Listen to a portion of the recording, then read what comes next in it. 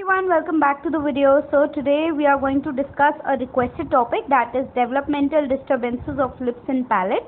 So moving ahead, firstly we are going to deal with everything in this video related to the abnormalities of the lip as well as of the palate. So looking at the first disorder or syndrome, that is the van der Waals syndrome. This is also said to be the lip-pit syndrome. Now from the figure you will come to know why it is said to be lip-pit syndrome, but sometimes it is also said to be the cleft lip syndrome. Okay, these are the two synonyms which we have for this disorder. Now abnormalities which we usually find in this syndrome is that the lower lip in 80% of the cases is going to have pits. Okay, remember the term, the lower lip in 80% of the cases will have pits. Even the upper lip can have, but in most of the cases we are going to see the lower lips which are affected. Hypodontia can be seen, which is teeth are missing. Usually which teeth are missing? Your central and the lateral incisors. Sometimes even your canines can be missing, and this syndrome or this disorder can have cleft lip and cleft palate, or maybe not. Okay, so moving ahead to the etiology, what is the reason why is this syndrome happening? Abnormal fusion of the palate and lips at the day 30 to 50 of post-conception. So after the conception period, after like about 30 to 50 days of the pregnancy, there is fusion of palate and the lips which is taking place. So sometimes when there is abnormal fusion of this palate, this leads to the van der Waals syndrome. Okay, that is also said to be the lip-pit syndrome. The clinical features are very much similar to the abnormalities which we talked about, that there will be any age group can be affected, but mostly the children are affected. Cleft lip and palate can be seen. There will be missing teeth and difficulty in swallowing and breathing at times. Why? Imagine whenever there is cleft palate, then it becomes very difficult for the child to swallow something or to breathe. So now coming to the treatment of this particular problem, that is surgical correlation of the surgical correction of the cleft lip and palate. We can either go for a surgical procedure, or if there is lip pits, then we can go for surgical excision. Making you see how lip pits look like. This is what lip pits look like. Okay, you see these are pits kind of structure on the lip. This is known as the lip pit syndrome. So usually this is seen. Moving ahead with another disorder, that is cleft lip and cleft palate, which is very common. Now this is a condition compromising of congenital malformations of the lip and palate. That means they are usually present with the child at the time of birth. Failure of fusion of the nasal and the maxillary process leads to this cleft primary palate. So cleft primary palate is because of there is failure of fusion of the nasal process as well as the maxillary process. Now this cleft can either be unilateral or bilateral. The severity of the cleft can vary from a slight notch to a complete cleft.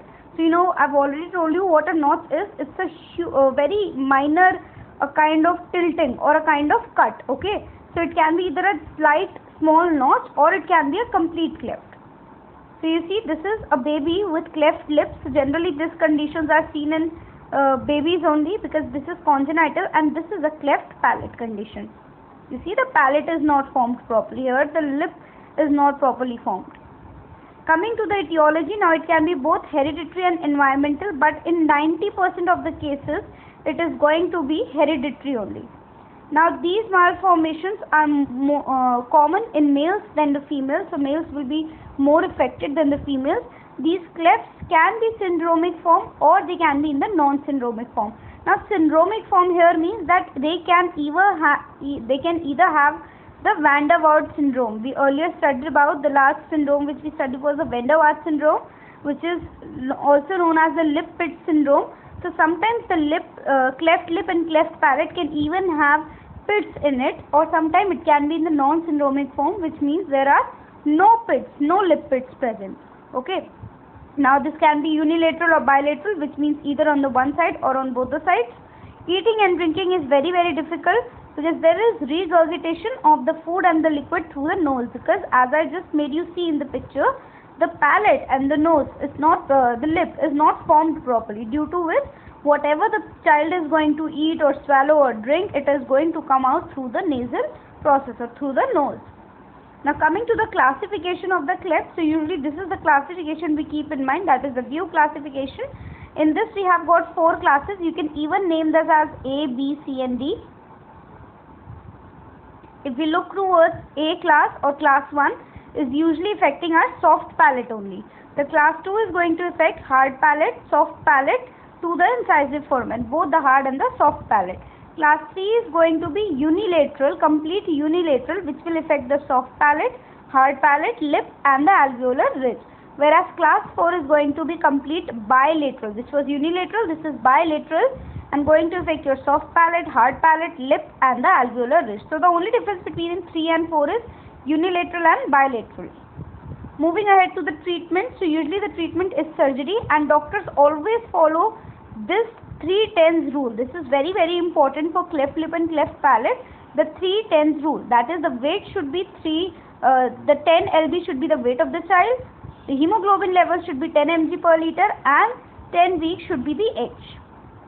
Moving to the next disorder or syndrome, that is the Melkerson's-Rosenthal syndrome, also known as chylitis granulomatosa. So this is generally known as swelling of the lip due to granulomatous inflammation. Whenever there is swelling of the lip region, that too because of the granulomatous infection, that is known as the Melkerson's-Rosenthal syndrome. Okay, swelling of the lip due to the granulomatous inflammation. Now this, when the chylitis granulomatosa occurs with facial palsy, when the facial palsy is accompanied, then it is known to be a Melkerson's-Rosenthal syndrome. Otherwise it is said to be the chylitis granulomatosa only. Etiology is correctly not known, but we take it that genetic predisposition can be a reason. Now if you see in the figure here, you see there is the inflammation of the lower lip in this region. And in here also you can see inflammation of the lower lip with facial palsy. So this is what is usually seen. The lips are usually inflamed. You can see there is excessive redness and swelling in the lips, and usually the lower lips are more affected. Coming to the clinical features, they are episodic, they are non-tender swelling, enlargement of one or both the lips can occur. First episodes is seen within few hours to few days. After that, recurrent attacks will be there. Now this recurrent attack will make the swelling persist, and slowly the swelling will increase in size and it will become permanent. So initially it is a temporary swelling, but if not treated properly and the attack is again and again, then it can become a permanent swelling. Attacks can be accompanied by fever, headache and visual disturbances. There are some other clinical features which can be accompanied. Upper lip is usually more involved than the lower lip. On touching it is very soft and nodular. The lips may appear cracked, fissured with a reddish brown discoloration, and lips become more painful. Differential diagnosis, we can differentiate it by maybe insect bite or sarcoidosis, because many a times normally we think that maybe some insect has bitten us and that is the reason swelling has happened. The treatment for this is we can give intralesional corticosteroids injections. Either we can go for non-steroidal or anti-inflammatory injections, or clofazimine or tetracycline can also be used. Coming to the last syndrome of the lip and palate deformities or developmental abnormalities, that is the Peutz-Jeghers syndrome. In this, it is a autosomal dominant disorder. Okay. Now it is characterized by the intestinal polyps and the melanin pigmentation. So this is the intestinal polyps. The polyps like this are formed in the inner layer of the intestine, whereas the melanin pigmentation usually seen on the mouth region or on the lips mainly is this is the melanin pigmentation. Can you see the discoloration, black spots all over the lip? This is what are the features of the Peutz-Jeghers syndrome. Coming to the etiology, it is mainly because of the mutation of STK11 gene. So whenever there is STK11 gene mutation, this leads to your Peutz-Jeghers syndrome, that is this intestinal polyp formation and the melanin pigmentation. Coming to the clinical features, melanin pigmentation appear blue or grey brownish spot on the lips, which we just saw, appear more from infancy and disappear or fade in the adult. So maybe in the infancy they are going to be more prominent, and as the person grows into an adult, they may start to disappear or fade away. Abdominal pain and intestinal bleeding can be seen because of intestinal polyps. Both males and females are usually affected, so no particular gender predilection is there. The mucous membrane pigmentation is seen on the buccal mucosa, but this is a rare entity. Lips are usually more affected. Now we come to the diagnosis, which is not that important, but we should know. Then the first thing and the very easy one is that we can suspect the individuals with a melanotic macules, which we see on the flip. Other than that, we can go for genetic testing, in which mutation in the STK11 gene can be found. Now the last thing about this topic is the treatment. Then surgery is the only recommended treatment which we see here. So this was all about the video. If this video was helpful to you, please share this with your friends also. Do let me know your reviews in the comment section and subscribe to the channel. Thank you.